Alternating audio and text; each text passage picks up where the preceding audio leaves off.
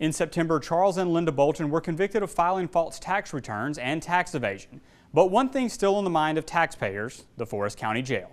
Former Forrest County Chief Deputy Charles Bolton and his wife Linda were sentenced to federal prison in March for a combined 14 tax crimes. An IRS special agent in charge, Jerome McDuffie, says it involves tax dollars. Here's a situation where individuals misusing public or taxpayer assets, in this case foods paid for by the taxpayers that were supposed to go into the jail system, but actually found their way into businesses owned by the Boltons. FBI Special Agent in charge of Mississippi, Christopher Freeze, names those two businesses as Sports 22 and Hall Avenue Package Store. They were taking over $700,000 of food that was bought for the jail to be used for the inmates in the jail, and then diverting that to their own restaurants, and then selling it, preparing it and selling it to their customers.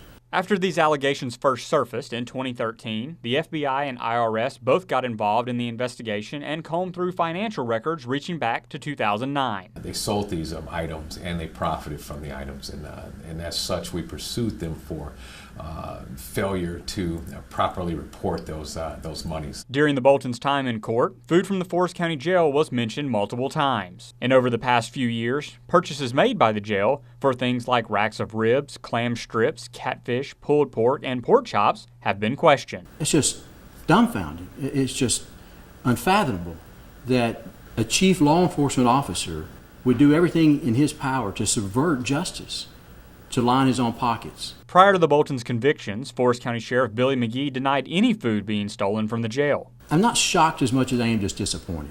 And I'm always disappointed when I hear that a public official or a law enforcement officer is caught up in crime themselves and lining their own pockets for their own benefit. Testimony featured hundreds of thousands of dollars in checks, bank statements, and other ledgers kept by the Boltons. The defense included multiple items from outside the scope of the trial that prosecutors referred to as a smokescreen. All types of things are thrown into the mix, but at the end of the day, our guys are trained to sift through the mud, sift through the minutia, and actually still come out and reach the appropriate conclusions. McDuffie says his agent spent countless hours combing through records, just simply following the money. We're extremely disappointed in these individuals.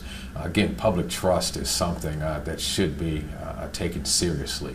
But we do pride ourselves on uncovering corruption, and we work very, very hard to make sure that the taxpayer dollars are spent appropriately. The convictions linked the Boltons to roughly $270,000 worth of checks being cashed, with no proof where it ended up. What often happens is we come in at times and we do an investigation, and one or two people seem to be arrested, and maybe that's the extent of it. But I can assure you at times that is only the tip of the iceberg, and it may continue to go on for a number of months or even years as we continue to put cases together. Both Freeze and McDuffie want anyone breaking the law to be aware. Those would-be public officials who want to engage in this type of criminal conduct, we're forced to be reckoned with. If you're committing a crime, we will find you, you will be prosecuted, and you will spend time in federal prison. As far as any ongoing investigations, Freeze was brief. Any investigation, I'm not going to elaborate what we do and don't have open, but I will go back and say this.